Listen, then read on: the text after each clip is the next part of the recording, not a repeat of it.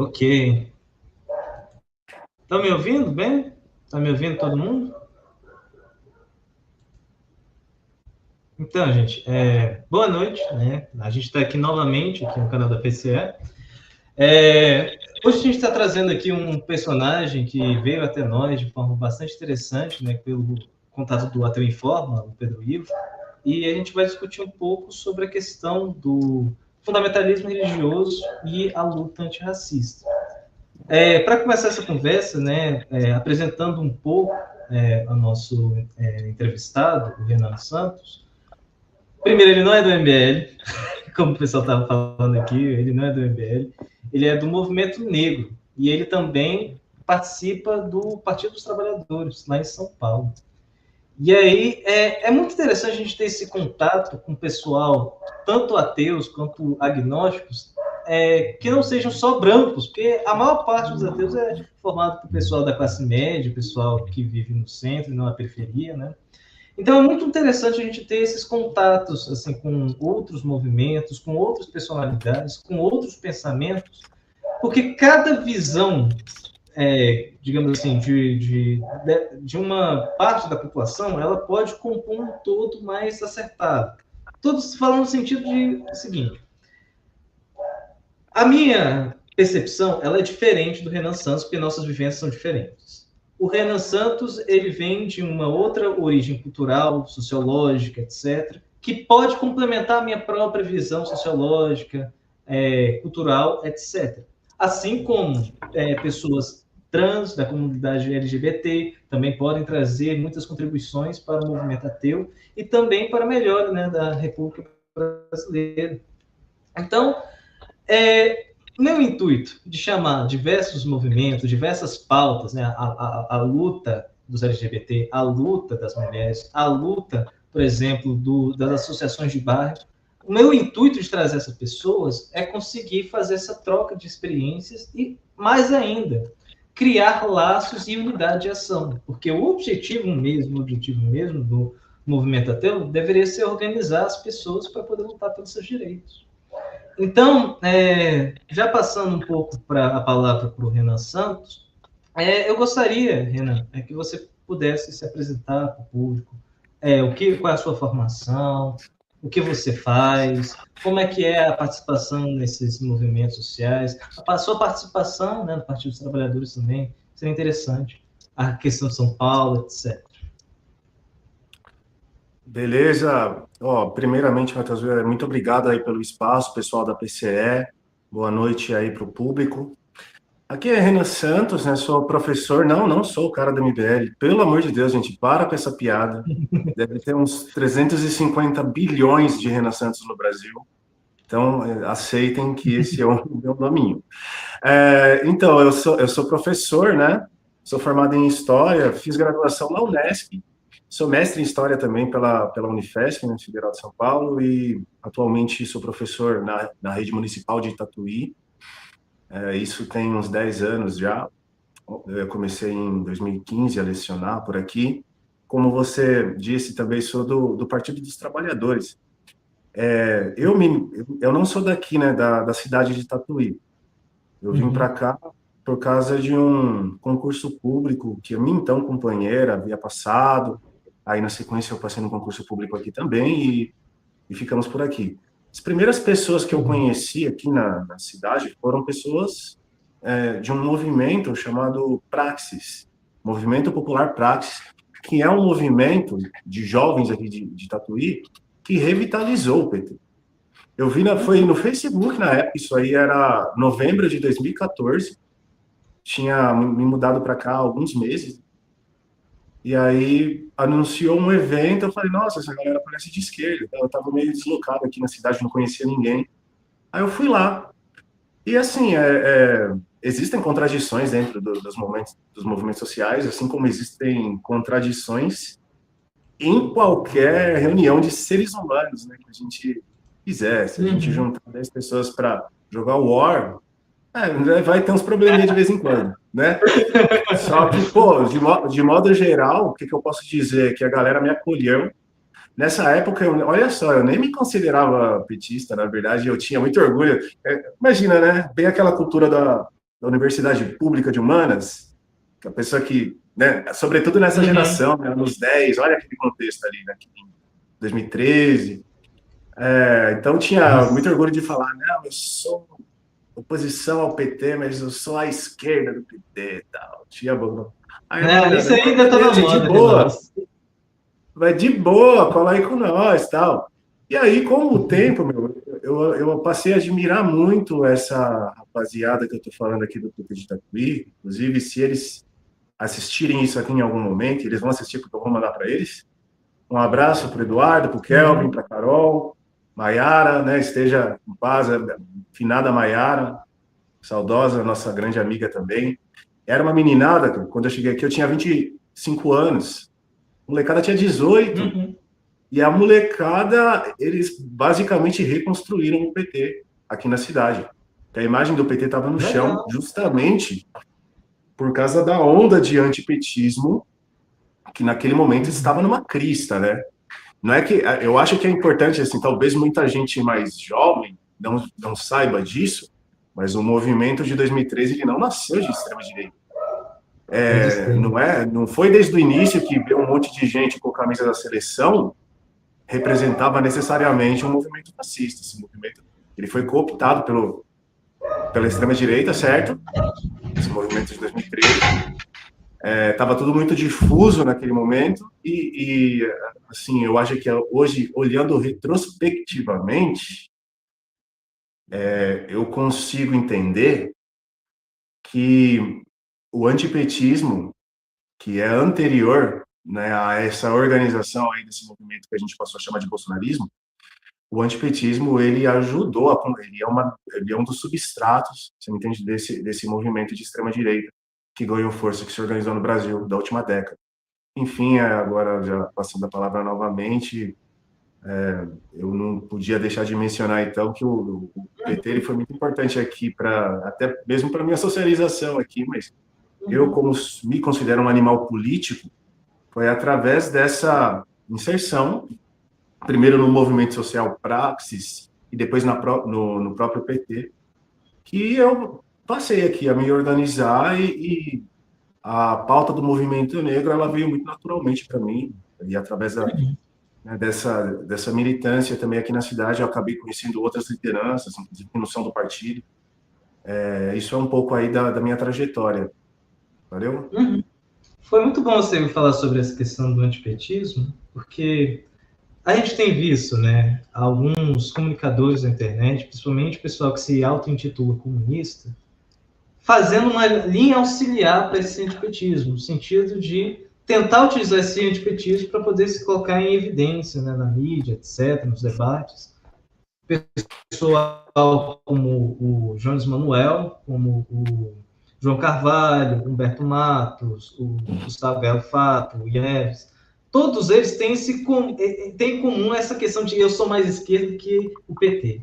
E aí ataca sempre o partido do PT sem considerar, ou simplesmente negligenciando mesmo, foda-se, né? Que o PT não é, o Partido dos Trabalhadores não é apenas o Lula, não é apenas o pessoal que está eleito. O Partido dos Trabalhadores é, sobretudo, as organizações de base que compõem o partido. Então, quando você ataca o PT, você não está atacando só o pessoal que está eleito. Você está atacando também aquele pessoal que está lá, ajudando as comunidades em seus respectivos locais. E aí a gente tem que também maneirar no discurso.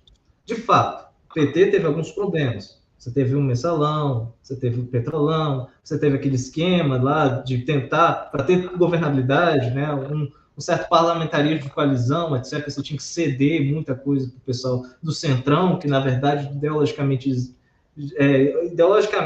dizendo, são de direita, então muitas pautas tiveram que ser, digamos assim, atrasadas até você conseguir aumentar a popularidade do partido, até para aumentar a governabilidade toda, a gente entende tudo isso. Ué, alô? O Renan acho que saiu. Esperar ele voltar um pouquinho.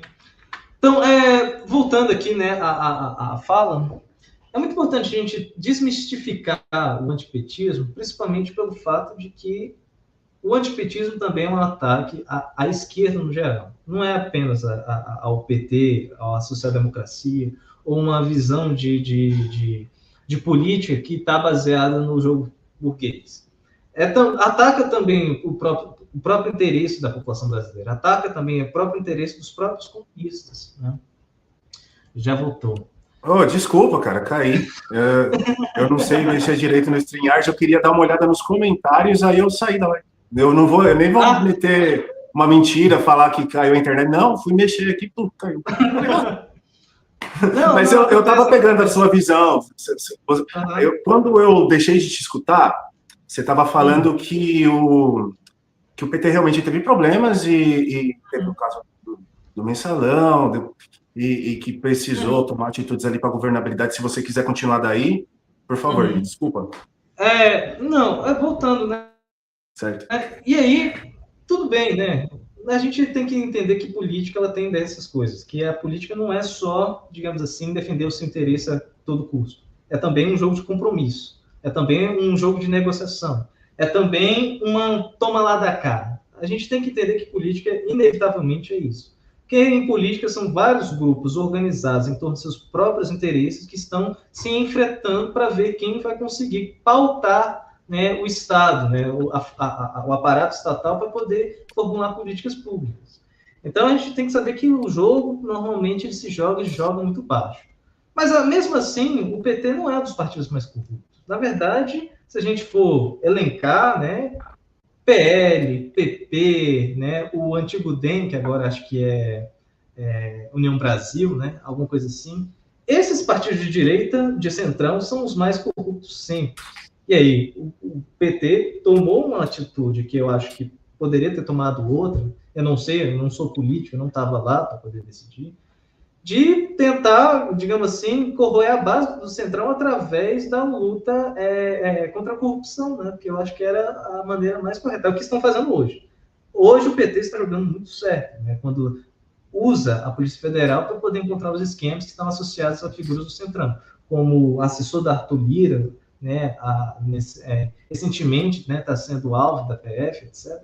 Eu acho que essa era a jogada mais inteligente, mas política é política, né? Nada é tão previsível, tudo é muito mais complicado, tudo é mais difícil. Então, reafirmando, o PT teve problemas, no entanto, é o partido que mais avançou socialmente no Brasil.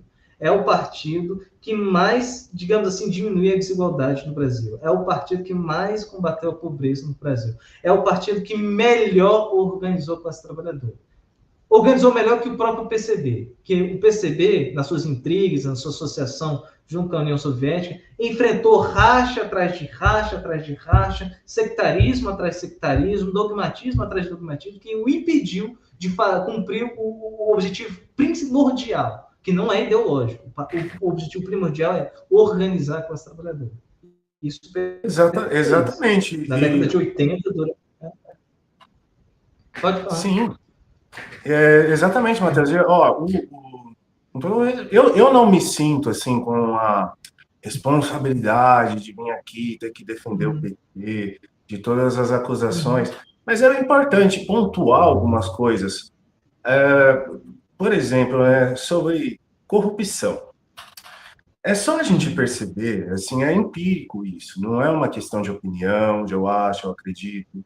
É só a gente pegar os dados, né? Quais partidos, né, compõem, quais bancadas compõem o Congresso desde a redemocratização em 85? E da onde vieram esses grupos, né? Porque a gente fala também bastante de siglas, mas na verdade existem siglas que elas vão mudando, né?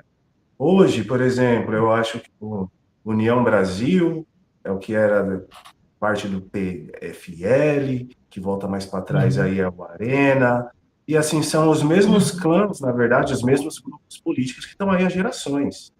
Esse rapaz que é o presidente da Câmara, como é o nome dele mesmo? Hugo Mota, né? O cara é mais novo que eu, bicho.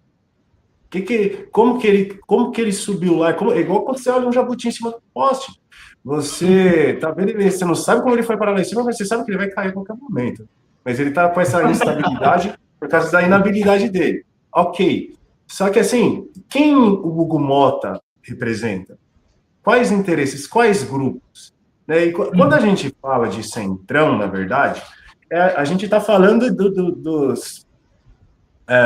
dos vestígios do antigo Arena, que se pulverizaram em vários partidos. Naquele momento histórico, naquele contexto, era feio falar que era de direita.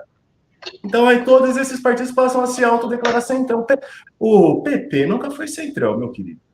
O PP era o partido aqui do Paulo Maluf, que falou que ia pôr a rota na rua. Quem é de São Paulo sabe o que significa a rota na rua. Outro detalhe, né? Você citou Mensalão, Lava Jato.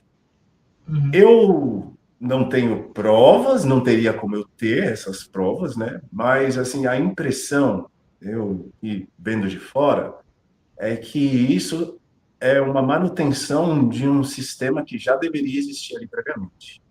Uhum.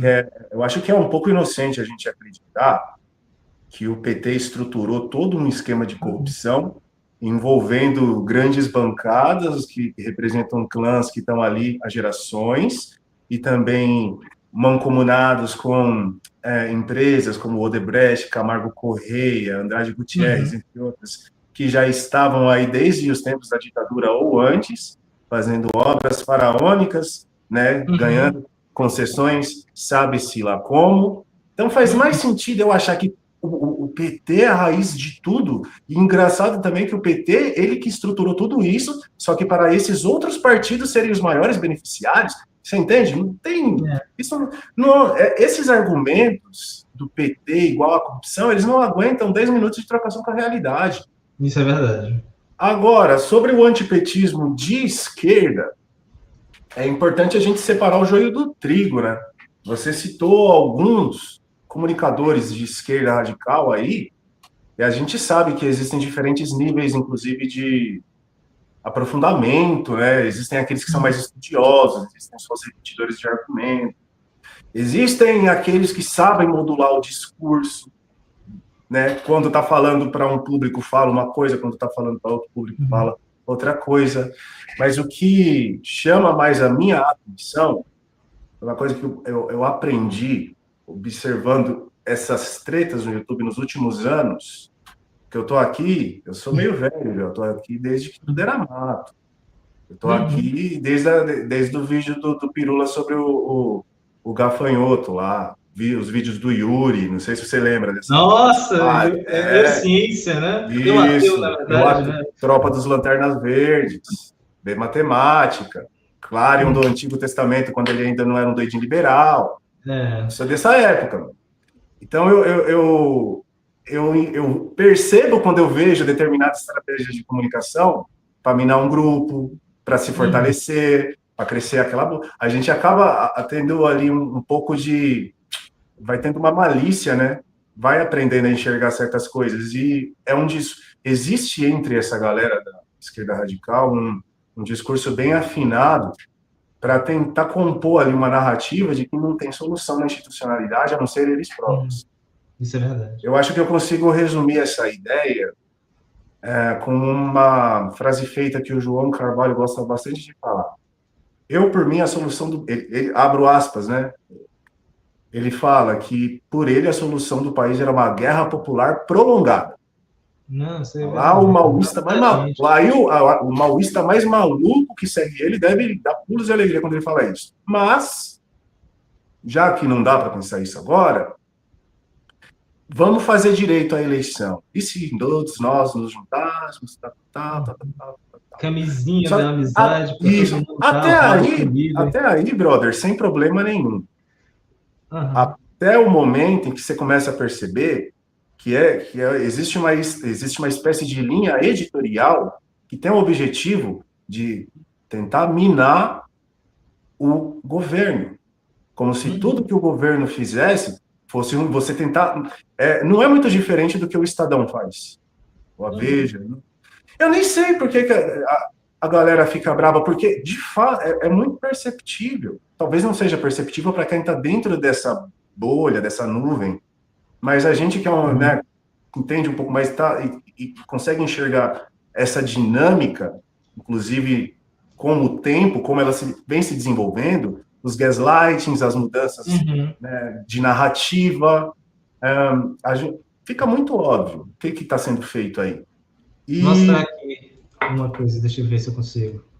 Apresentar, compartilhar a tela, que eu tirei uma vez. Consegue ver? Você está compartilhando uma tela? Espera aí, ainda não. Adicionar uma pauta, agora sim. Por exemplo, Jones Manuel. Ah, Aqui, governo dos cientistas, 3 dias, Lula paga os juros mais que a arrecadação anual. Governo destina mais de 500 bilhões em créditos incentivos ao agronegócio. Lula elogia Galípolo, que levou a taxa Selic a 15%. Aí a ação pessoal apressa a demanda governista Supremo.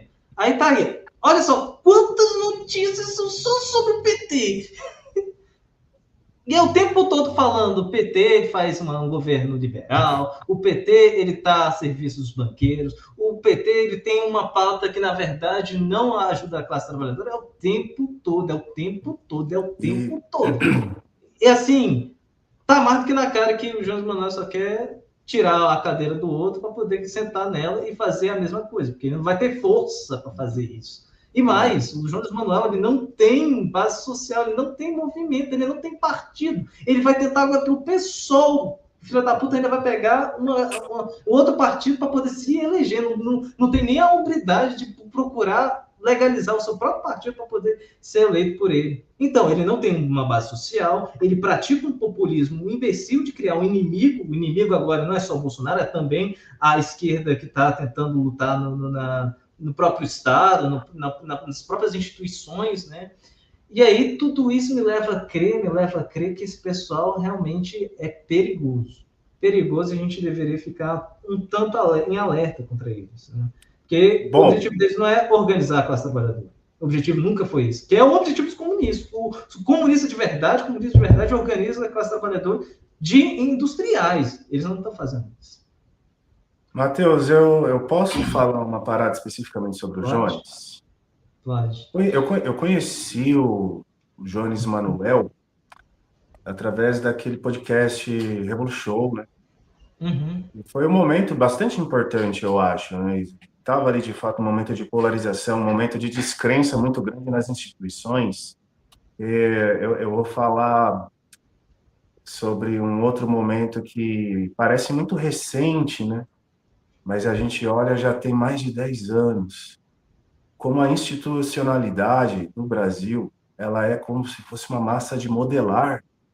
Ela vai se adaptando a depender da conjuntura. Eu acho que tem um pouco menos de 10 anos. Se a gente pegar desde o impeachment da Dilma Rousseff, passando pela eleição do Bolsonaro, aquele momento que o Temer quase caiu, evidências muito, muito robustas de corrupção, mas ele não cai, Uhum. e todos os crimes que o próprio Jair Bolsonaro cometeu durante o seu mandato, culminando na tentativa de golpe de Estado, felizmente está sendo punido agora, né? Espero. Uhum.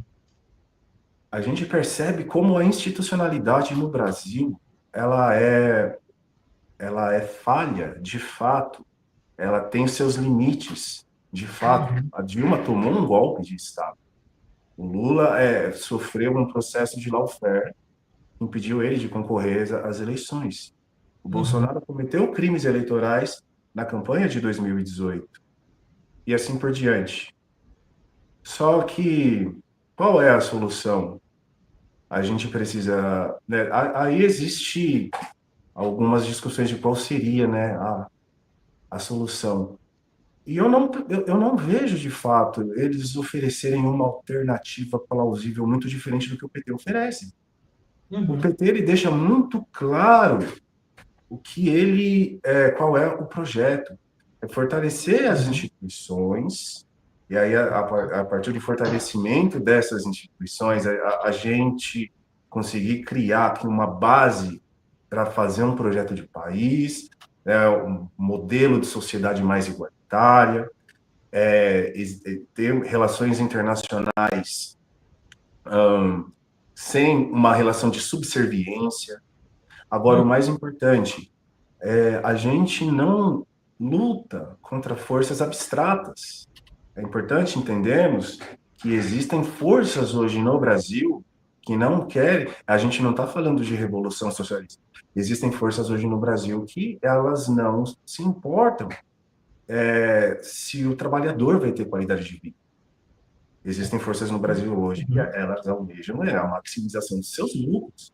E a questão é, não é uma questão de não querer fazer um enfrentamento, é uma questão de não ter força nesse momento para fazer esse enfrentamento.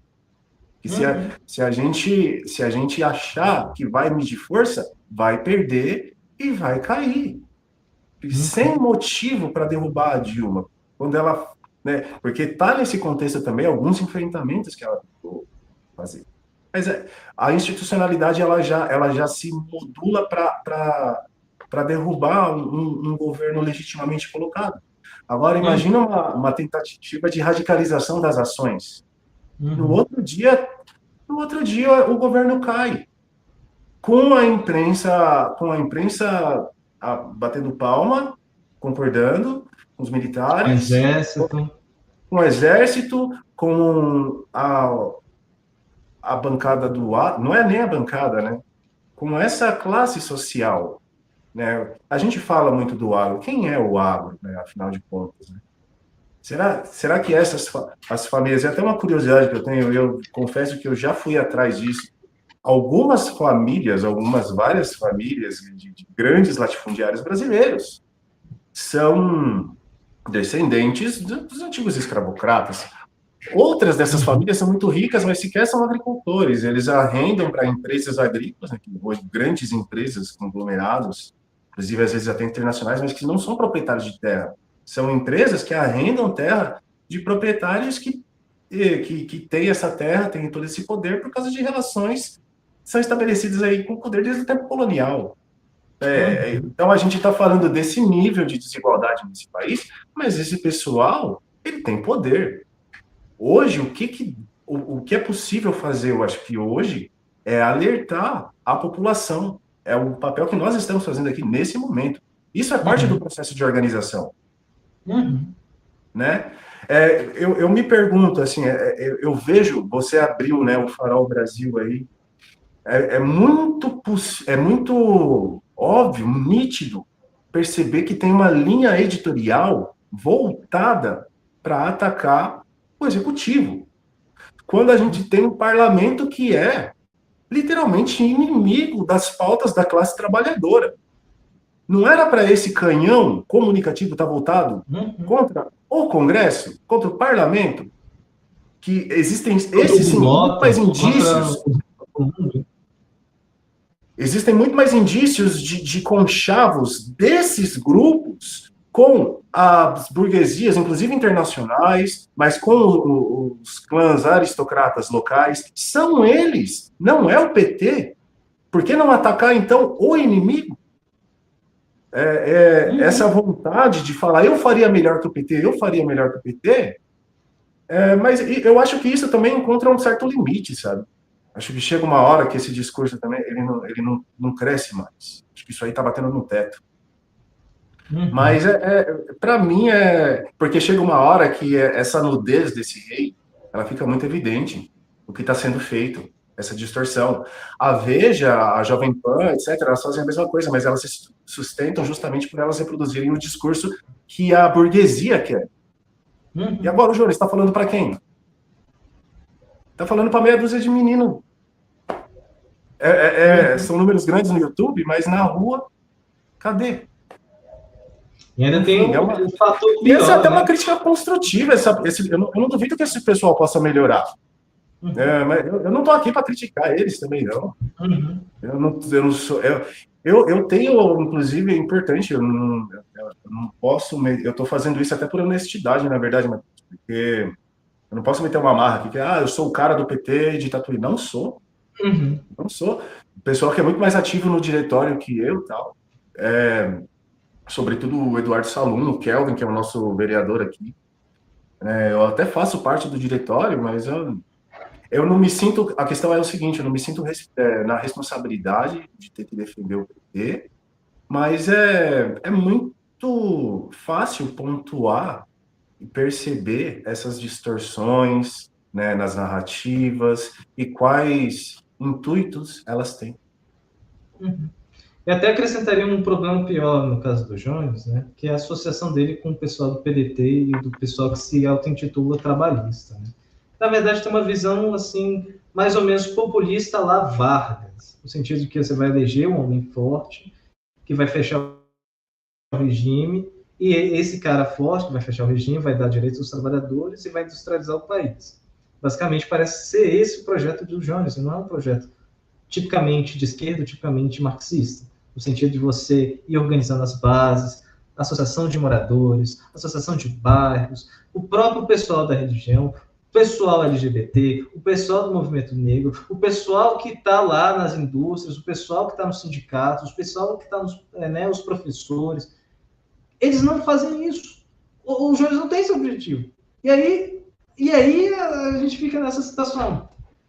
Você, além de não organizar a classe trabalhadora, você está se associando com o pessoal que é, digamos assim, quase abraçado ao fascismo, porra. Aí você quer que eu fale o quê? Né? Aí fica difícil. Fica muito difícil mesmo. Mas esse pessoal, eu concordo com você, vai chegar um teto e o pessoal que está organizando a classe trabalhadora vai continuar forte, porque força mesmo de esquerda está na base. Força mesmo de esquerda está em movimentos sociais. Força mesmo, né? Não é apenas eleição. Claramente não é apenas eleição. Não. Eleição é importante. Mas o mais importante mesmo é o MST, que está organizado, que é o maior produtor de arroz aqui da América Latina. É você ter o maior sindicato da América Latina, que é a CUT, né? Que tem, digamos assim, organiza diversos setores da classe trabalhadora, tanto a industrial quanto não industriais. Você tem também, aqui no DF, né, o Sindicato dos Professores, que apesar das derrotas, das lutas mal feitas, ainda está lá representando os professores, ainda está lá organizando uma estrutura que pode ser, sim, se esse pessoal mais da esquerda radical quiser participar, eu acho que o objetivo deles devia ser. A gente não fala assim, a gente não vai fazer outra coisa senão organizar a classe trabalhadora. Se eles fizessem isso, eles podiam meter um pau no PT. Se eles organizassem melhor que o PT, se eles fizessem uma política eleitoral melhor do que o PT, se eles, assim, realmente se profissionalizassem, buscassem mesmo ferro e fogo com sangue nos olhos, eu não teria problema nenhum em falar mal do PT. Se tivesse 80 deputados do PSOL, 90 deputados do PT e mais uns 40 deputados, né, sei lá, do PCBR, da UP, do PSOL, do PSTU, etc., aí tava bom demais, aí você podia falar mal mesmo, e aí, tudo bem, política é assim mesmo, política eleitoral é um jogo baixo mesmo. Você joga um jogo quem tem capacidade de jogar. Mas já tentando sair um pouco desse assunto mais escabroso que a gente está vivendo, né? Eu queria colocar, pautar agora o tema da live, né? Que a gente meio que falou muito mais sobre a questão do PT, né? É importante, essa conversa a gente um dia vai fazer, eu acho que a gente vai convidar você de novo para você falar todas as minúcias desde 2013, falar como surgiu o antipetismo, acho que vai ser uma conversa muito interessante também. Mas o objetivo dessa live, né, voltando à pauta principal, é falar sobre a luta antirracista, né? E como é que o fundamentalismo religioso é um fator para o racismo estrutural permanecer no Brasil. E aí, fazendo já a pergunta, já entregando a palavra para o Renan.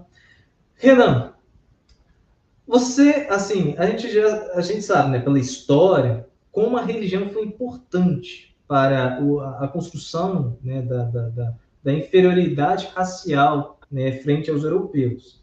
Você poderia nos explicar um pouco desse processo, como que a gente poderia, como o movimento ateu poderia contribuir para combater, né, essa visão que é fundamentalista religiosa, que fundamenta o racismo? Sim, eu vou tentar. Sempre, antes de entrar nesse assunto de fato, só pontuar, né, uma coisa. Né? A gente fala, às vezes, organização da classe trabalhadora como se fosse algo, sei lá, tão distante. Mas sabe o que é a organização da classe trabalhadora? Às vezes, gente, todo domingo o pessoal se reunir aqui na Casa da Praxis, que é o nome do movimento social aqui na cidade de Tatuí, que é associado ao PT, é o Movimento Popular Praxis. E aí, assim, semanalmente tem uma reunião lá, a gente conseguiu eleger um vereador. Esse vereador, ele tem laboratórios populares, né, que são núcleos aonde são discutidos temas como educação, saúde, e aí ele recebe semanalmente, né, a gente faz reuniões onde os eleitores participam dessas reuniões, participam do mandato de maneira ativa. Isso é uma forma de organização. Então, é esse tipo de coisa que o pessoal não conhece quando fala assim, o PT. E assim, não existe organização social perfeita, não existe governo perfeito. Pode colocar a pessoa mais bem intencionada e mais comunista do mundo lá em cima. Não vai ser perfeito. A pessoa vai errar, vai cometer erros. Mas assim, é organização na prática, né? Agora, tem que, tem que fazer, pelo menos e fazer mais. Falar menos e fazer mais. Isso mesmo. Agora, sobre, poxa, as contribuições do movimento ateísta para o movimento negro, é tema interessante. Eu sempre que vou analisar a questão do racismo estrutural, começo, né, com a análise sobre o advento da modernidade, análise sobre o processo de formação aqui do nosso Brasil, né, sociedade brasileira, a partir da invasão europeia, e a gente, da história, né, dá muita ênfase no papel do catolicismo no processo de formação de Portugal e Espanha, processo de formação da Península Ibérica, que vai forjar a identidade nacional portuguesa, agora sendo específico, deixando um pouco de lado a Espanha, a espanhola também, né, mas falando da identidade nacional portuguesa, é o seu cristianismo. E como o outro, né, a alteridade ali naquele contexto de retomada da Península Ibérica, esse outro era o mouro, era o sarraceno, era o norte-africano, e o árabe e tal, existe já um processo de racialização nesse momento. Ser cristão era ser branco, né? Começa a ter esse processo de naturalização.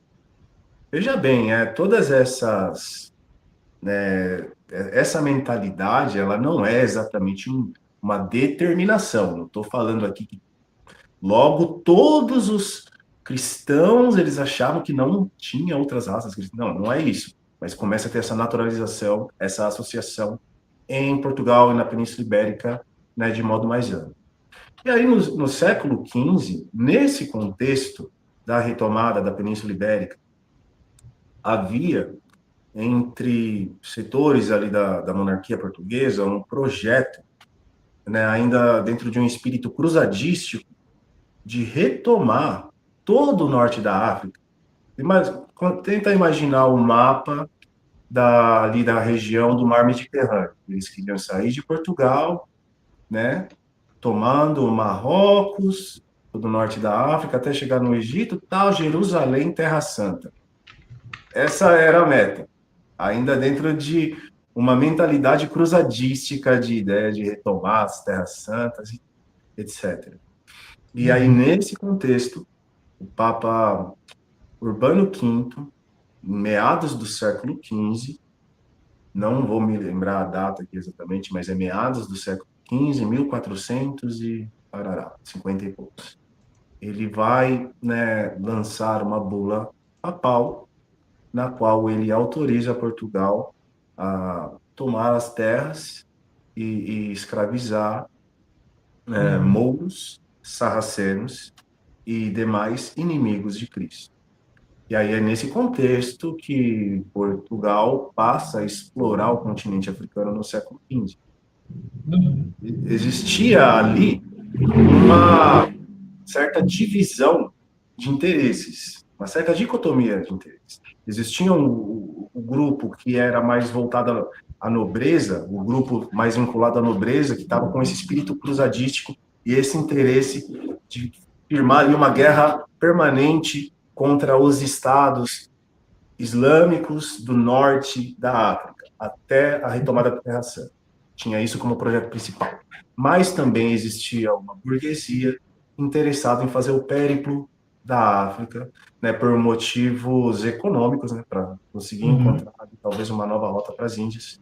E existia essa especulação naquele momento. Como a gente bem sabe, o interesse burguês ele acabou prevalecendo. Só que nesse processo esse interesse pela escravidão, ele também se imiscuiu, né? Aliás, ele acaba ali tendo uma intersecção com esse interesse burguês. Essa justificativa religiosa, ela também vai entrar como uma justificativa para o processo cada vez maior de escravização. E aí, a partir do Uhum. momento em que se monta ali, se constrói uma demanda pelo corpo africano, isso vai ganhar uma proporção nunca antes vista na história. Né? Então, daí a gente tem já uma ligação muito clara, uma ligação ali muito óbvia entre a religião e o início desse processo de escravidão moderno. Uhum. Posso prosseguir? Interessante. Pode. Eu só queria comentar uma coisa, né? Que a justificativa religiosa, ela não necessariamente está de acordo com a própria escritura da Bíblia. Né? A Bíblia em si foi escrita por um povo que não era branco, já começa com isso. E além disso, né, não era questão de cor naquela época, porque os hebreus, né, estavam naquela região, né, tanto do norte da África quanto na parte do Crescente Fértil. Então, essa questão de colocar uma raça superior sobre outra não faria nem sentido naquela localização. A escravização na época da antiguidade, né, que está, acho que em Levítico, acho que em Deuteronômio, aquelas leis lá sobre como tratar seus escravos, eram relacionadas à escravização não racial, mas a escravização por questão de guerras, por questões de dívidas, etc. E tinha uma outra lógica, que é muito diferente da lógica burguesa de escravização moderna, destinada à colonização e destinada à criação, né, dessas monoculturas de valor e de interesse, né, da burguesia. Sim, de Pode fato. né? Olha, é interessante a sua fala, né? Você disse que a Bíblia foi escrita por povos não brancos. Sim e não, né? Porque, na verdade, quem compilou isso que a gente chama de Bíblia foi mais ou menos ali no século IV, Constantino, certo? Império Romano já. Então, se a gente... Mas eu entendi, né? Aqueles livros, eles foram escritos pelos hebreus. Só que eu acho que essa identidade branco, ela nem existia ainda nesse período. Nem existia. Nem existia. É importante a gente começar a pensar. Com certeza, né? Deve existir toda uma historiografia sobre isso, né? A gente tentando inventar a roda aqui, né? É importante começar a pensar. Mas sobre a branquitude, né? Uhum. Eu tenho para mim que foi durante o período do Renascimento, justamente nesse momento de choque de civilizações, de culturas, que os europeus passam a se enxergar de uma maneira mais fica mais firme, vamos dizer assim, essa identidade de branquitude, sou o branco, né, em oposição aos outros povos. Existem relatos de negros, havia negros na Europa durante a Idade Média, né? Um exemplo já que vem na minha cabeça muito fácil é São Benedito, é um santo católico. Ele era da Itália, São Benedito, e ele era negro. Eu não sei muito bem em qual contexto ele chegou lá, mas muito provavelmente como escravizado, né, ao sul da Itália. Legal. Mas a questão é que, assim, devido à presença ali do próprio Império Bizantino, né, por onde circulavam pessoas de todo o mundo islâmico e as suas relações com a Europa, com o mundo mediterrâneo, sobretudo, era comum a presença de negros e não existia um pensamento muito bem definido de que associasse o negro à ideia de inferioridade. Isso passa a ser construído ideologicamente quando isso serve ao interesse econômico, né? Que é quando passa a existir uma demanda por corpos africanos. É importante pontuar isso. Quanto à escravidão antiga, né, existiram diversas formas de trabalho compulsório em diversas civilizações. Não saberia nem por onde começar. Mas continuando, né? Além dessa conquista dos portugueses, né? Sobre a burguesia portuguesa com interesse comercial, interesse de descobrir uma nova rota comercial atravessando o Périplo Africano, e aí né, com a permissão religiosa do Papa, na escravização de povos considerados inimigos de Portugal, principalmente de muçulmanos, mas também de, né, não cristãos, que a África ela tinha várias outras religiões além do islamismo, né? Inclusive as religiões de matriz africana, né, são literalmente de matriz africana, que surgiram lá, né? Acho que na região lá da, não sei se é o nome, se é Sahel ou se é na região do oeste africano, eu esqueci, mas é mais ou menos aquela Fica região. ao sul do Sahel, eu acho que você está tentando Isso. lembrar da região dos Reinos de Jabá, talvez. Dalmé, Sim, algumas coisas assim. eu acho que Benin, ficava Benin. Costa da Mina, Costa dos Escravos, que chamavam, Uhum. região oeste da África, é um pouco ao sul. Ali existe uma influência das sociedades do Sahel, mas é uma região já mais ao sul, mais autóctone Uhum. também, né? Uma vez que o Sahel é mais islamizado, Entendi. sobretudo a partir do século VIII. Sahel é uma palavra árabe que significa borda, né? Justamente por Uhum. aquela região margear o deserto do Saara. É bem complexo essas questões de identidade religiosa. Uhum. Eu vou entrar um pouco nesse assunto, porque eu, como humanista, sou, e estamos aqui num canal de divulgação ateísta, eu acho muito importante que o movimento negro ele olhe para o futuro, ele pense na formação de uma identidade humanista, na Uhum. construção, sim, de valores, de laços identitários, de laços de ligação, né, de comunidade, de solidariedade étnica entre nós negros, mas que nós não caiamos em essencializações que busquem uma louvação de uma África idílica que só existe na cabeça das pessoas. Vou me explicar melhor através de um exemplo prático. Não sei se você conhece, Matheus, um movimento que surgiu nos Estados Unidos chamado Nação do Islã, que é um movimento negro. É do Malcolm X? Exatamente. É.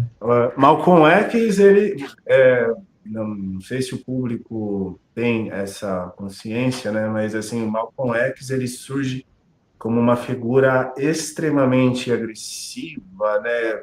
Ele acabava por sintetizar, ele é uma figura muito carismática, mas ele acabava sintetizando toda aquela revolta, o ressentimento do povo negro para com a América Branca, que de fato era muito violenta e opressiva para com a comunidade negra. Só que a versão do Islã que ele conheceu através desse movimento, a Nação do Islã, foi uma noção distorcida do islamismo que tinha uma finalidade de criar um sectarismo negro Uhum. e até mesmo pensar em soluções violentas, como uma guerra civil, um separatismo, reprodução de ideias de supremacismo negro, demonização dos brancos e assim por diante. Posteriormente, Malcolm X ele vai se aproximar do islamismo mais tradicional, né, de linhagem sunita, vai se afastar da nação do Islã, vai romper com a nação do Islã. Ele continua muçulmano, porém já, né, ligado a versões mais tradicionais, e ele vai se aproximando cada vez mais do socialismo, de ideias socialistas. Ele vai percebendo que passa pelas raízes ali do problema da comunidade negra é a forma com que a sociedade se estruturou, né? Uhum. Em outras palavras, ele vai observando como isso é um fenômeno superestrutural de um problema ainda maior. Mas aí, quando ele rompe com a nação do Islã, ele acaba assassinado por esse grupo. E, Uhum. enfim, aí a gente pensa nesse grupo, Nação do Islã, né? Eles usam o signo de ser um grupo que luta pelos negros e fazem uma idealização do Islã. Religiões, sobretudo religiões monoteístas e evangelizadoras, no processo, às vezes, de expansão dessas religiões, sempre são contextos bem problemáticos. O que os árabes fizeram na África, também no período que é correspondente à Idade Média, Não foi exatamente um passeio no parque. Uhum.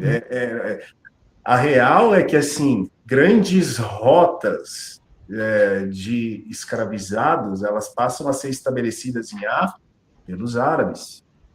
E aí essas rotas, a partir do momento da expansão europeia para o Atlântico, essas rotas elas são desviadas e ampliadas pelos europeus.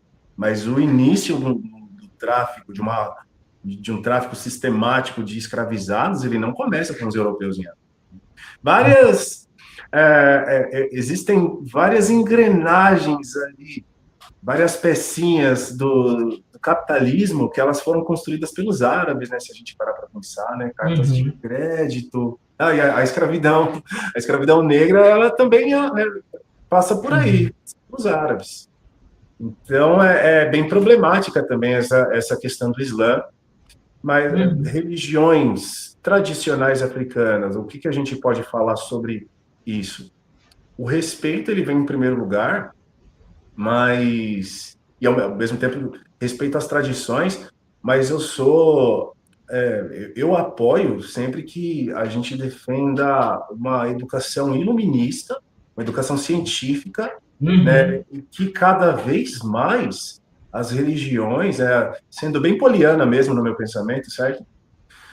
Que cada vez mais as religiões elas sejam representações de signos, de ideias filosóficas, né, seja cada vez mais vista dessa maneira mesmo, né, como símbolos que têm determinados significados, né, para as pessoas, mas que as pessoas não se apeguem a isso como dogmas ou Identidade, né? seu preceito moral baseado em irracionalismo, seja ele qual for, seja ele de uma religião tradicional, de um povo Uhum. oprimido, ou seja ele da religião dominante no Ocidente branco.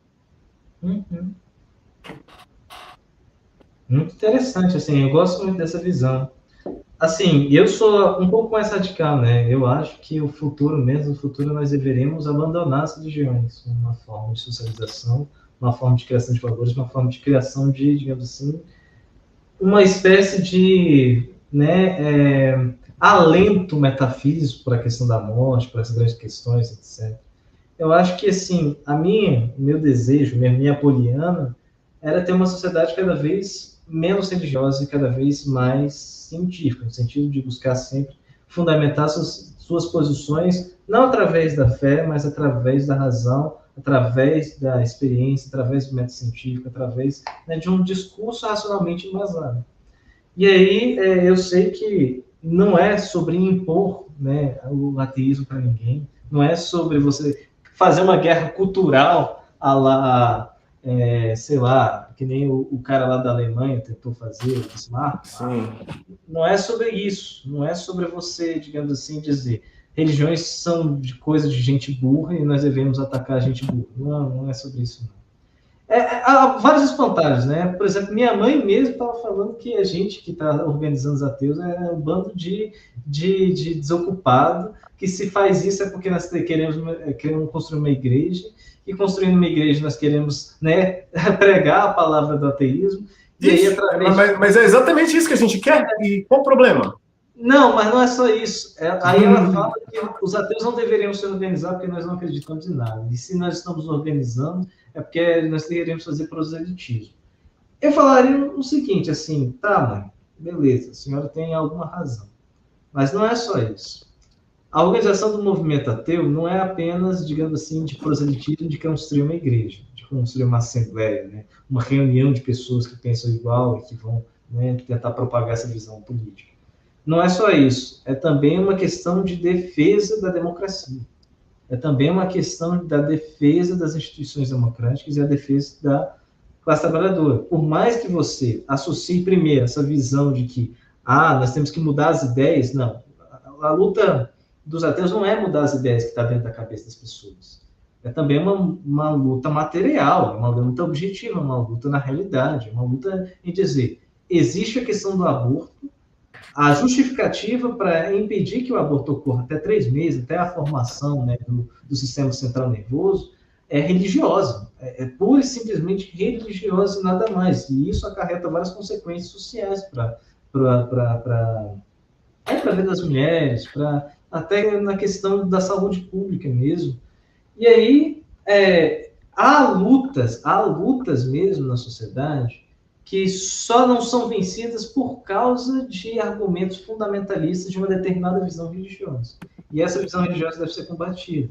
E tão somente a organização dos ateus deve buscar isso. E quem sabe, né, com a melhora das condições de vida, as pessoas não precisem mais de visões metafísicas para poderem, né, criar um alento, né, para a sua existência.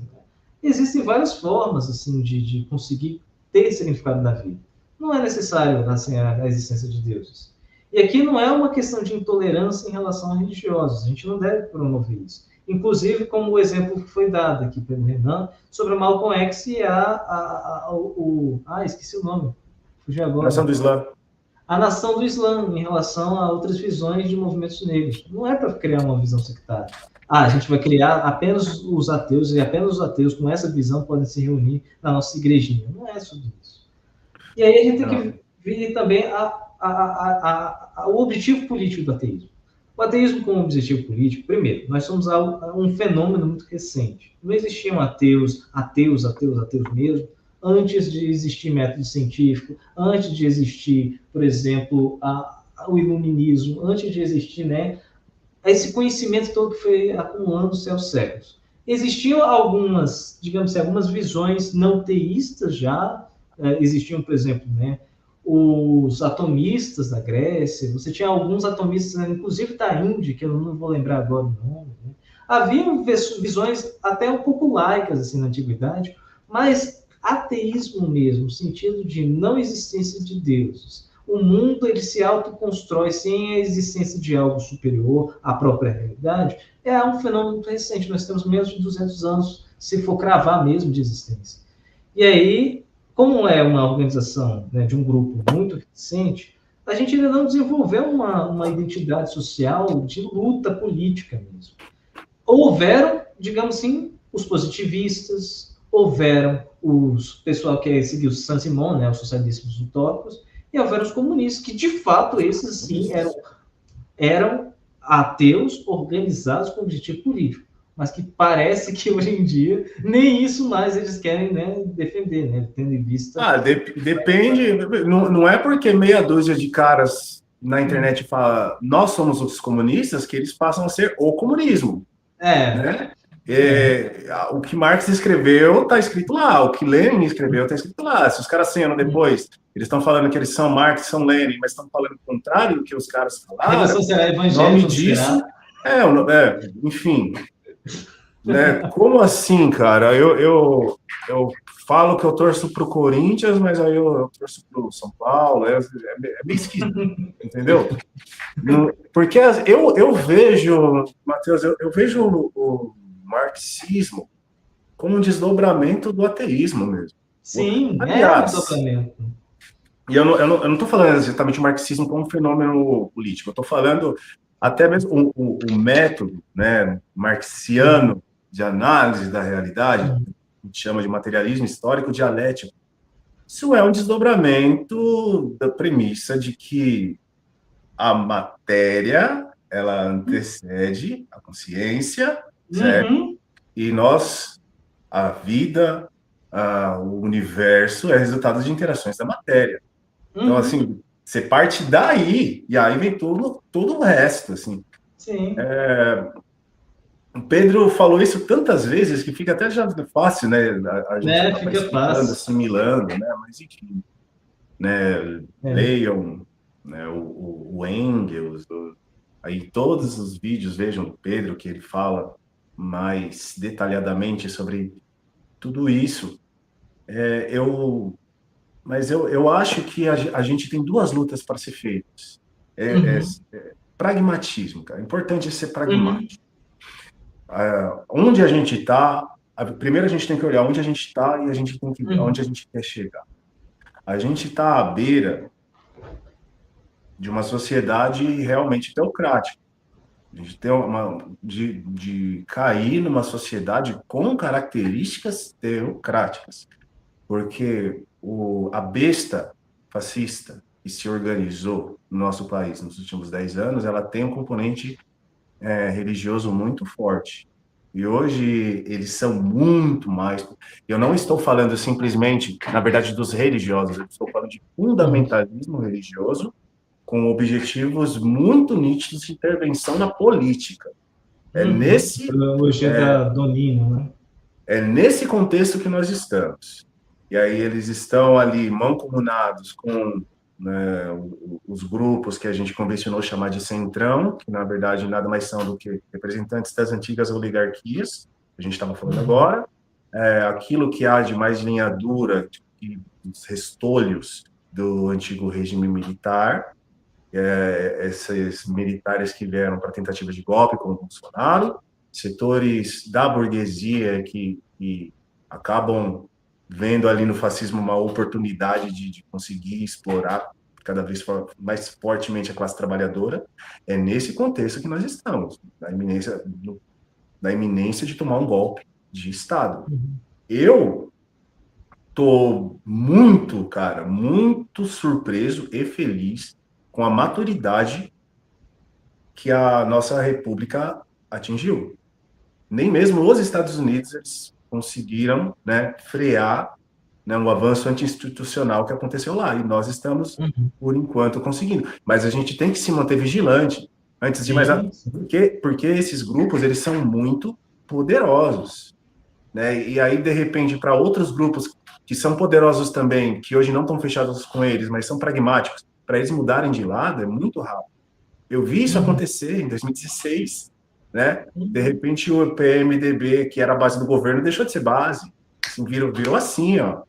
Aí assim, existem... Será que todo mundo que hoje veste a camisa que é Bolsonaro, que põe ali a camisa, a bandeira do Estado de Israel nas costas, igual o Tarcísio fez na Marcha para Jesus, será que todos eles são, de fato, pessoas de extrema-direita? Ou são pragmáticos ali, que estão se aproveitando dessa onda eleitoral do bolsonarismo para se manterem no poder a curto prazo? Só que o que esses pragmáticos de direita não percebem é que eles não podem controlar esses malucos. E aí é muito perigoso o momento que a gente se encontra, né? Então a gente precisa, antes de mais nada, enfrentar esses grupos fundamentalistas que têm um projeto político conservador. E para esse enfrentamento, nós, enquanto ateus, precisamos estar organizados, mas nós também precisamos de interlocução com outras minorias religiosas que também sofrem na mão desses fundamentalistas, e aí eu me refiro sobretudo às religiões de matriz africana, a grupos espíritas, ao catolicismo popular, e assim por diante.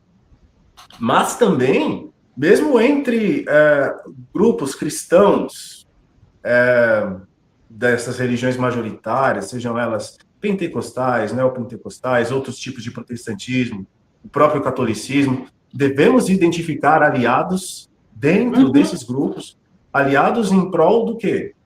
Da mesma luta que a nossa, que é pelo Estado laico. Excelente, né? isso mesmo. Isso antes de mais nada. Que é igual você disse no começo aqui da nossa live, Matheus, a gente não vai concordar em nada, e é impossível, né?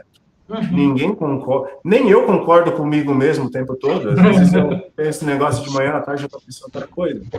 Então isso é normal. Então, assim, como que eu busco me articular politicamente? Eu não sou um cara, eu não sei fazer política buscando confronto, como eu percebo certas figuras na internet. E essa fala nem foi uma provocação, só estou falando meu jeito.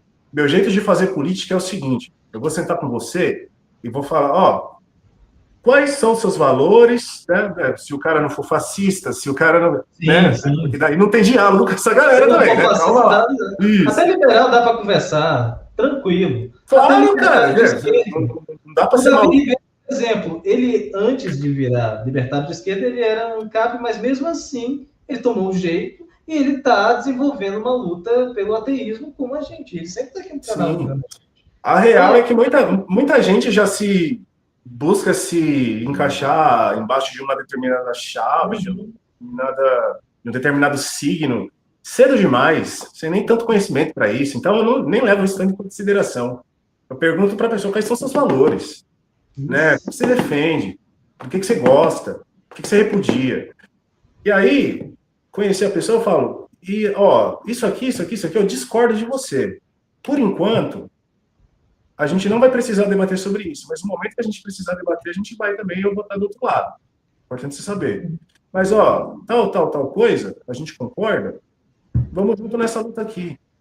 E aí é o momento. Eu não vou precisar ficar brigando com um católico, por exemplo, digamos um católico praticante, sei lá, sobre a virgindade de Maria, né, sobre a santidade da concepção de Cristo, quando a discussão é sobre laicidade. Né? Porque hoje mesmo, em determinados espaços, os católicos já estão se sentindo um tanto ameaçados, né, na falta de uma palavra melhor aqui, porque, embora ainda sejam em âmbitos globais em número menor, os evangélicos, sobretudo neopentecostais, eles são mais barulhentos, eles estão mais organizados politicamente em determinados setores. Então, existe todo um grupo progressista, mesmo de evangélicos também, que vê com muito repúdio, né, a atuação dessas pessoas, desses grupos, dessas lideranças cristãs. Então, eu acho que é importante a gente criar essa espécie de aliança, né, em prol da laicidade. Isso é uma luta. Mas a outra frente, assim, a gente não pode perder né, do nosso horizonte que nós somos, né, um movimento ateu. E nós temos que lutar pelo direito de fazer o proselitismo ateu também. Por que uma pessoa pode fazer proselitismo, sei lá, mormon, e eu não posso fazer proselitismo ateu? É até uma forma de puxar a janela de Overton, sabe? Porque uma vez que a gente faz o proselitismo ateu, a galera vai falar, não, tá bom, beleza. Vamos concordar com a laicidade, vai dar o ateísmo, entendeu? A gente tem que puxar, a gente tem que usar também um pouco dessas táticas, né? E também tem que divulgar porque é o que tá certo, né? É o que é verdade, né? Eu sinto muito. Ué. Até que provem o contrário, vai ser bem difícil, né? Vai ser difícil. Mas brincadeiras à parte, eu acho que é até uma forma, assim, da gente exercitar a nossa cidadania e o humanismo. O foco principal tem que ser o humanismo. O humanismo é a laicidade, o respeito à individualidade. Eu falo dessa importância muitas vezes, Mateus, da religiosidade enquanto uma dimensão simbólica, porque eu não nasci, aliás, né, todo mundo nasce ateu, né?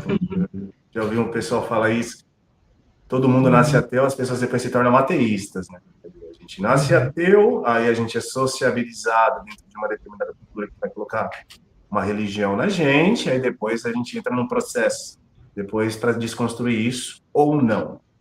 Mas eu já passei por algumas religiões, eu cresci num lar católico, durante a adolescência frequentei algumas religiões evangélicas, depois eu abandonei as religiões, mas eu percebo, sobretudo no catolicismo popular, e também nas religiões de matriz africana, muitas vezes um apego àqueles símbolos, porque pelos que eles representam mesmo. Aí, vou contar para você uma história. Minha mãe contava sobre Nossa Senhora. Nossa Senhora, ela contava para mim de criança. A minha mãe, ela foi criada numa comunidade negra tradicional. E aí ela contava para mim que Nossa Senhora foi enviada por Deus para proteger o povo preto do Brasil.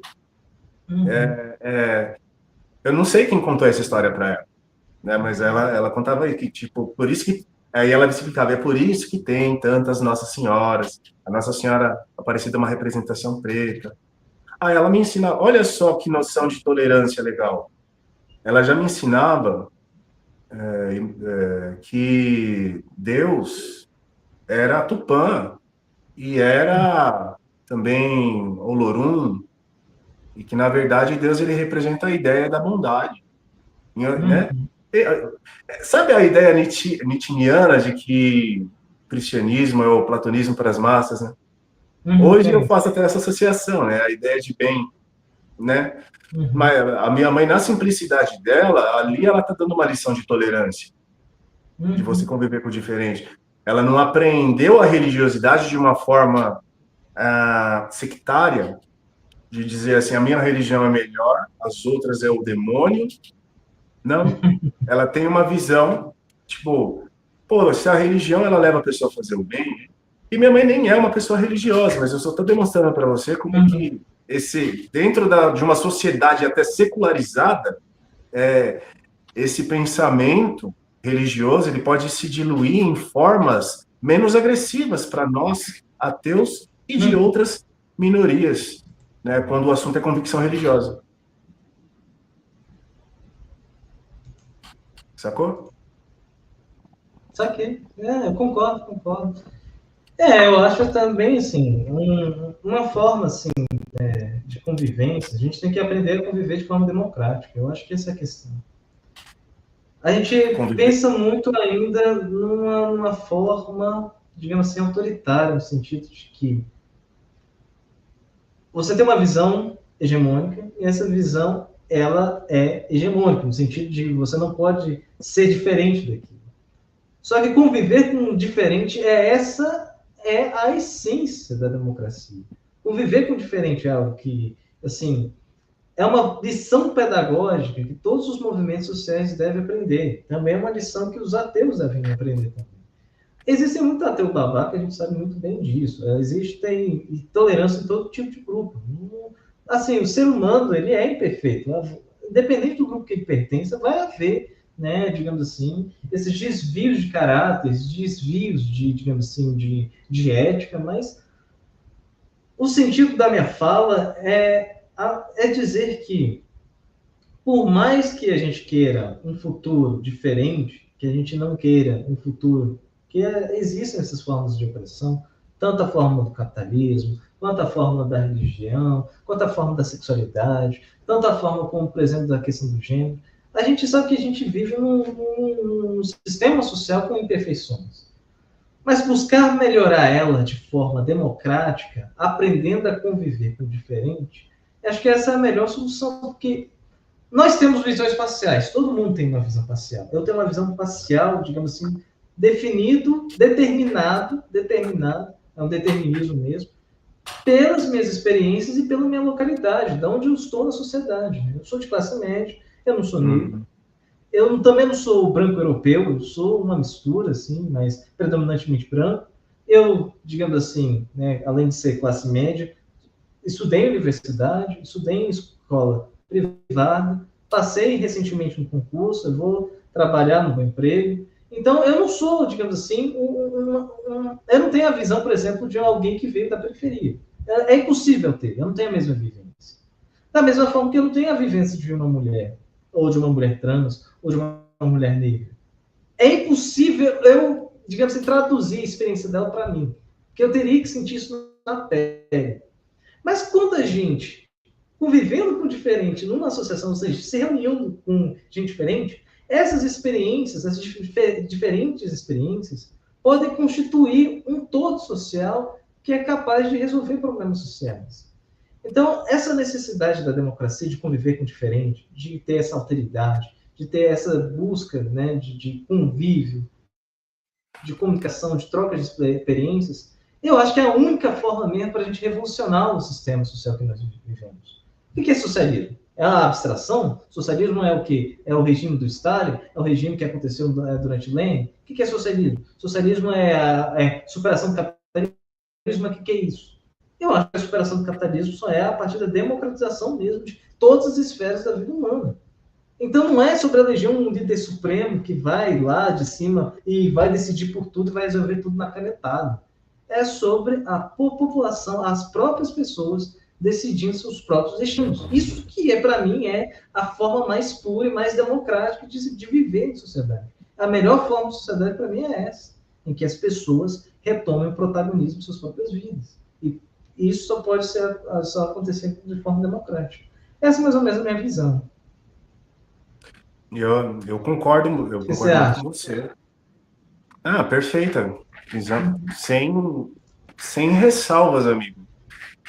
Pensamos muito parecido. O exercício da tolerância ele é fundamental na prática da cidadania. Eu aqui na minha cidade, por alguns anos, eu cheguei a dar aula de ética e cidadania para os alunos também, além de aula de história. E aí, assim, eu tentei, né, em muitos momentos, ensinar para eles esse conceito da tolerância. Né? É muito fácil conviver com quem você já pensa igual. A dificuldade está em conviver, a tolerância é exercida no momento que você encontra com quem você discorda. E aí eu acho que falta para a gente aqui no nosso país talvez um projeto de nação. Estou falando de coisa concreta e eu estou falando das forças produtivas, das forças políticas do nosso país hoje. Assim. A gente tem uma elite que é muito predatória. A gente tem uma elite que simplesmente ainda tem um olhar de que o Brasil é uma espécie de colônia e tem um objetivo assim de predar o máximo de riqueza do país o mais rápido possível. Uma lógica predatória mesmo. De alguma maneira, a gente precisa se aliar com diferentes setores da sociedade, e aí eu me refiro a diferentes grupos sociais, diferentes classes sociais, setores da burguesia, se for o caso, né? Mas sentar e pensar um projeto de país. Né? A gente não pode ter um país de 200 milhões de habitantes, no qual existe uma concentração de renda que é análoga às monarquias da Península Arábica. Entende? É uma coisa absurda. Assim, eu acho que... Aí, assim, dentro desse contexto, você é uma pessoa que disse que veio de classe média, certo? Logo, você não sentiu na pele o que é ser uma pessoa pobre. Mas eu acho que você deve saber que não é legal sentir fome. Você dá um almoço para o seu filho, você não saber se você vai conseguir dar a janta. Ou você, assim, fazer um arroz, mas você não tem um ovo, é só arroz, literal. Coisas assim eram muito mais comuns no Brasil antes de 2003, mas isso nem é o caso. O ponto é, devia ser um pacto na nossa sociedade a superação da pobreza, né, a busca por igualdade social. Já é um pacto, né? Tem a Constituição de 88. Então, né? Aí que tá. Hoje existem grupos, né, políticos, poderes estabelecidos na nossa república que estão ativamente, né, lutando ali para manter privilégios que vão contra a Constituição de 88, o que sobrou dela depois de tantas PECs também para lá e para cá. Eu acho que a gente tem uma missão muito grande aí de organizar a classe trabalhadora. Olha só. E organizar a classe trabalhadora passa por falar dos direitos, conscientizar e fazer as pessoas perceberem, né, que elas, organizadas, vão ter poder. E assim, se a classe trabalhadora teria, em tese, o poder de, uma vez organizada, fazer uma revolução, eu fico me perguntando, por que a classe trabalhadora, uma vez organizada, não tem poder de conseguir ocupando o Estado de uma maneira gradual, que não seja tão traumática quanto uma guerra civil? Enfim, eu acho até um pouco contraditório hoje em dia, olhando assim. Eu não sei se eu estou sendo inocente de pensar isso. Eu sei que existiriam formas de resistência de qualquer maneira, mas eu acho que dentro da égide da institucionalidade, a gente tem muito a conquistar ainda. Sim, isso eu concordo. Ainda. A gente tem margem para se organizar mais e para conquistar mais e melhorar até a nossa situação enquanto classe trabalhadora, a nível de organização, de poder, para até pensar no próximo passo mais para frente. Eu acho, assim, que a questão de organizar a classe trabalhadora e de fazer uma revolução não é simplesmente a gente ocupar o Estado. É nós criarmos uma nova forma política que extinguirá o estado vigente das coisas. Isso acontecerá, digamos assim, haverá conflito, que é um conflito de interesses. Por exemplo, assim, teoricamente, a gente sabe muito bem que interesses conflitivos geram conflitos. Isso é bem simples. E quem tem a força, né, tanto do Exército quanto das Forças Armadas, da polícia, né, de todo o judiciário, etc., em suma, é hegemonizado pelos interesses da burguesia. Isso é inegável de dizer. Esse processo de adentrar as instituições certamente tem limites, mas a gente pode alargar as margens, de manobra. Nós conseguimos fazer mais coisas cada vez mais organizadas. É possível um dia, se tiver extremamente organizado, todo mundo politizado, com interesse de classe, entendendo exatamente sua posicionalidade, se a gente chegar algum dia, talvez seja possível fazer uma revolução pacífica, a gente extinguir o Estado presente e criar um novo Estado, né? Mas eu acho que, assim, depende muito da conjuntura internacional também. Por isso que a questão da Revolução Comunista, ela não é nacional. Stalin estava errado, a Revolução não é nacional. Ela tem que ser principalmente internacional. Essa deveria ser o objetivo dos comunistas, né? Se eles querem realmente criar uma nova forma de sociedade, que extingue o estado de coisas, não é apenas organizar aqui no Brasil, é organizar nos Estados Unidos, é organizar na Índia, é organizar na Europa, é organizar na China, é organizar em todos os cantos do mundo. Pelo menos os principais países que são, digamos assim, essenciais, né, na estrutura econômica e política atual. Né? Seriam, pelo menos, as 3 grandes maiores potências, mas as potências intermediárias, o Brasil incluído nelas. Mas teria que ser todas elas de forma concomitante. É por isso que comunismo de internet está errado, simples assim. Até mesmo no projeto emocional vocês estão errados. Pô. Então, assim, não acontecendo, não havendo essa organização internacional, o que resta para a gente é organizar nacionalmente a ponto de melhorar a vida das pessoas. Se não é para melhorar a vida das pessoas, foda-se. Eu não vou assistir TV. Né? Eu vou estudar, pescar. Vou viver minha vida. Vou pescar. Muita gente deve ter pegado a referência. Então, assim, olha, o objetivo é claro. Né? O objetivo é claro, melhorar a vida das pessoas. Se não é para fazer isso, então foda-se. Então, vai chegar no socialismo? Sei lá, cara. Eu não sei. Dá para fazer? Mas não tem as condições materiais de fazer. Não tenho condições de ficar, né, fazendo essas conjecturas se vai chegar no socialismo ou não. Eu tenho um entendimento bem claro. Né? O atual modelo de produção no qual o mundo se encontra, ele é insustentável a médio prazo. Né? Na verdade, existem algumas estimativas que apontam que a gente já chegou num ponto de não retorno. Então, assim, o mínimo que a gente pode fazer agora é pensar numa transição do atual modelo de produção. Essa discussão, ela vai chegar. Em algum momento, ela vai ter que chegar de um jeito ou de outro.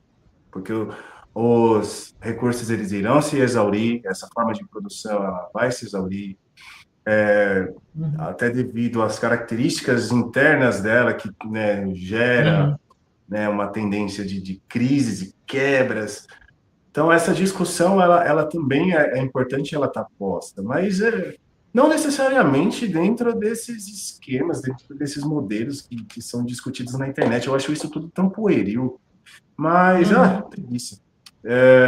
Igual você falou, eu acho importante a gente pensar, melhorar a vida da classe trabalhadora. É importante pensar também na superação desse modelo, desse paradigma.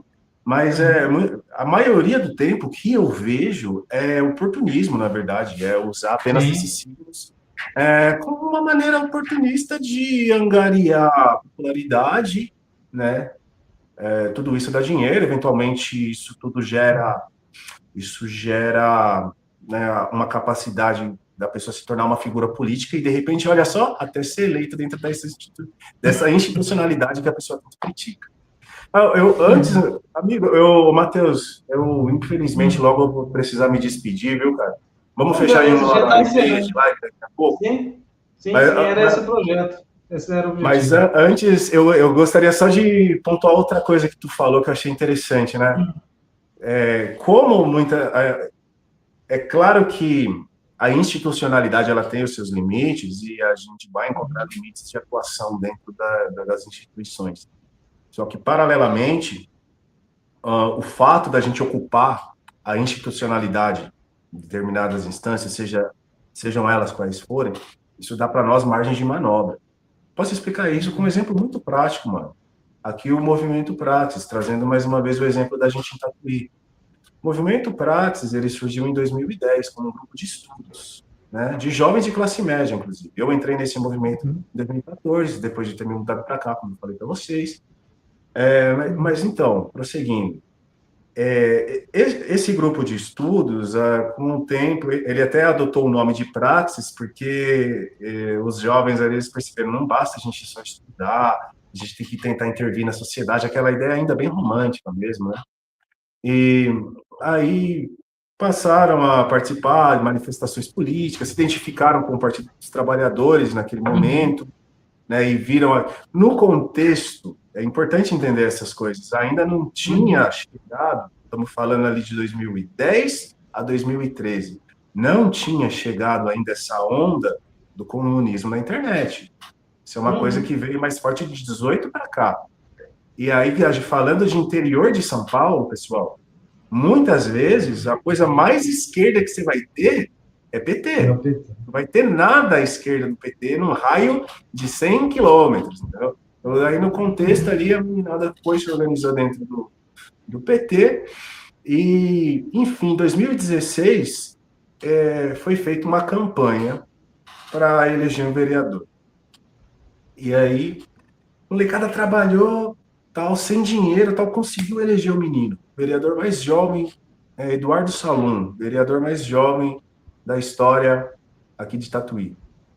E aí foi criada essa estrutura que eu comentei com você, de um mandato popular, no qual reúne os eleitores para discutir as pautas semanalmente. Além disso, assim, aí a partir do momento em que ele tinha um mandato de vereador, tanto ele quanto o assessor dele davam parte do salário para pagar o aluguel de uma casa, que daí passou a ser um espaço onde tinham as reuniões, porque antes eu já cheguei a participar quando as reuniões eram feitas na rua.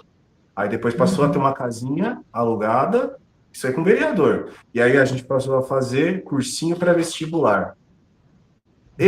A ideia desse cursinho, né, a gente estava fazendo de forma voluntária o cursinho pré-vestibular, mas aí, paralelamente, a Praxis se organizou e criou uma proposta, né, que foi apresentada para o ministro Fernando Haddad, no contexto das eleições para governador aqui em São Paulo na época.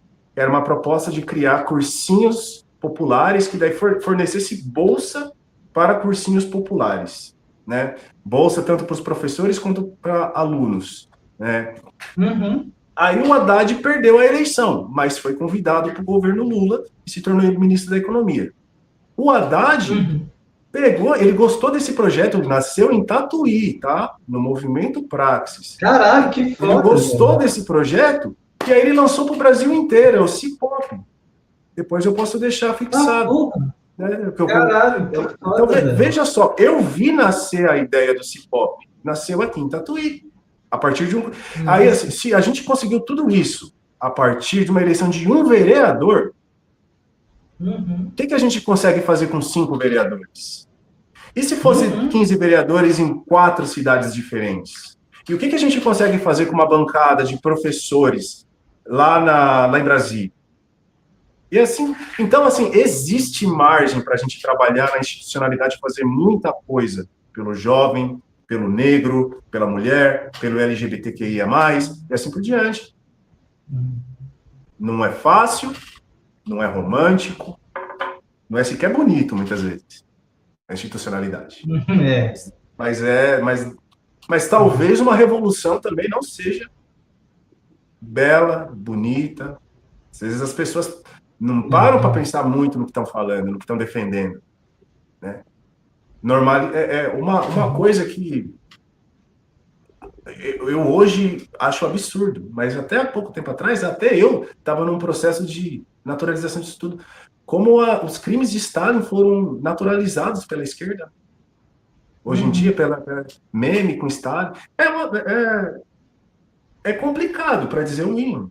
Porque Stalin, de fato, cometeu crimes atrozes. Isso comprovado. Não, Será que é legítimo brincar com isso? A minha opinião é que Stalin matou, né, o movimento comunista. Isso é bem sincero. Assim.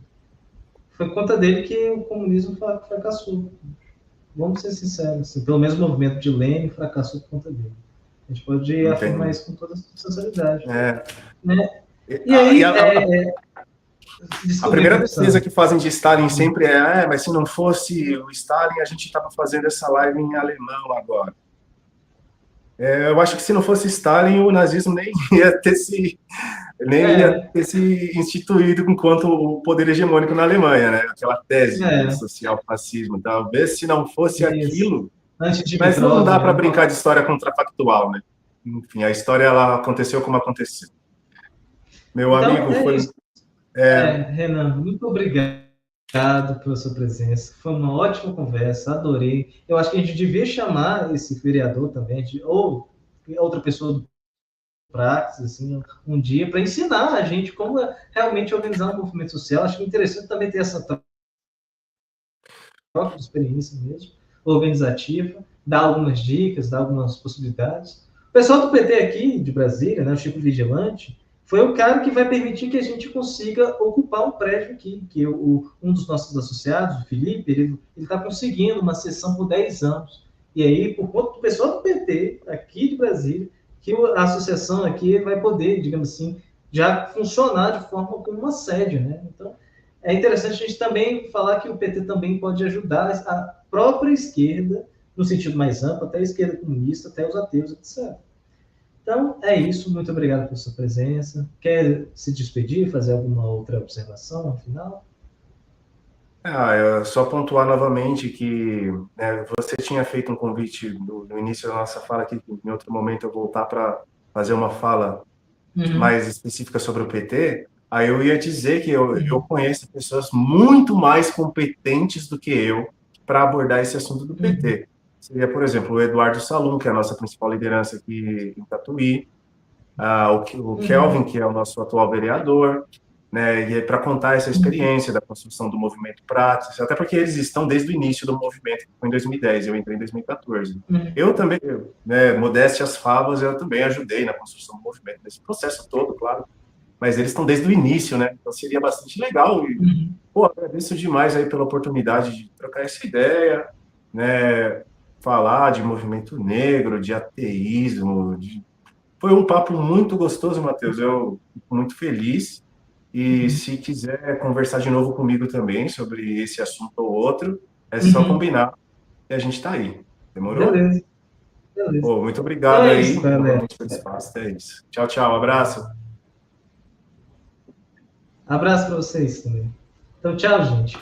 Muito obrigado por vocês estarem até agora. Então, é isso. A gente talvez semana que vem não tenha, porque eu quero ficar de férias também. Então é isso. Boa noite. Merecemos. Boa noite.